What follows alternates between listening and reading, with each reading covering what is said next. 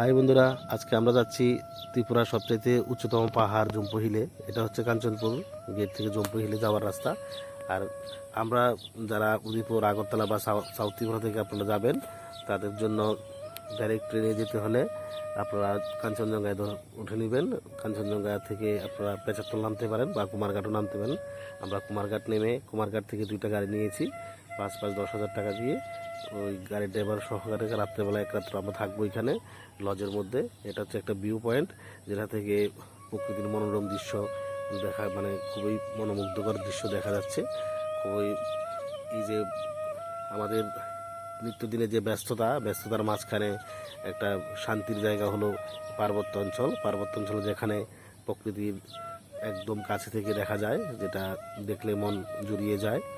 তো যারা mind fresh করতে চাচ্ছেন তাহলে অবশ্যই একদিন ওইখানে গিয়ে ঘুরে আসবেন, তাহলে দেখবেন মনটা অনেক হালকা লাগবে। প্রত্যেক দিনের যে নিত্য রুটিন থেকে বেরিয়ে। তো এই হচ্ছে ভিউ পয়েন্ট, একটা টাওয়ার বানিয়ে দিল ওরা। এখান থেকে দেখার যে মনোরম দৃশ্য, সেটা খুবই মনোমুগ্ধকর। তো এইভাবে আমরা যাচ্ছি একদম ব্যাতলিং শিবের দিকে, যেটা ত্রিপুরার হাইস্ট পিক ব্যাতলিং শিব, যার উচ্চতা হচ্ছে সমুদ্র থেকে 975.36 মিটার। আমাদের ত্রিপুরা রাজ্যের মধ্যে সবচাইতে উচ্চতম স্থান হচ্ছে ব্যাতলিং শিব। আর এখান থেকে দেখুন মেঘের রাশি, পাহাড়ের পার্বত্য অঞ্চলের উপরে যে মেঘ রাশি দেখা যাচ্ছে ক্লিয়ারভাবে।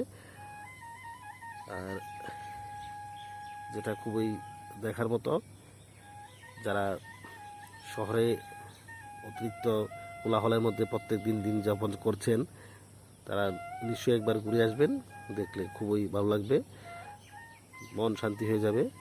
তো এখানে এটা হচ্ছে ব্যাতলিং শিবের টপ যে টাওয়ার, এটার উপরে, এটা হচ্ছে একদম জম্পু হিলের যে উপর, এটার উপরে আর কোনো স্থান নেই ত্রিপুরাতে।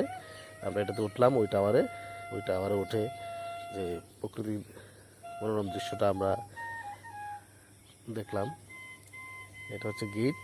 এই গেট থেকে তখন রাস্তাটা পাকা হচ্ছিল, তখন আমরা হেঁটে হেঁটে গিয়েছিলাম ব্যাতলিং শিব পর্যন্ত।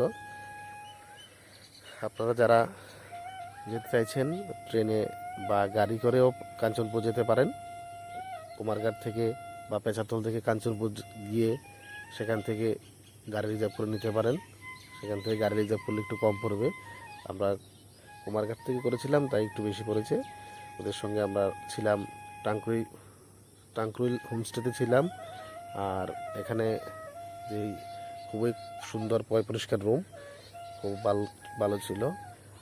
আর ট্রেডিশনাল কিচেন বলে ওদের যে একটা দোকান আছে, ট্রেডিশনাল কিচেন, ওই ট্রেডিশনাল কিচেন মালিকের হোমস্টে, এখানেতেই ছিলাম আমরা।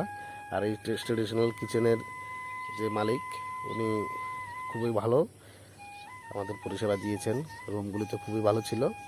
তো ট্রেডিশনাল কিচেনে যদি আপনারা কেউ যেতে চান, আগে থেকে যেতে পারেন।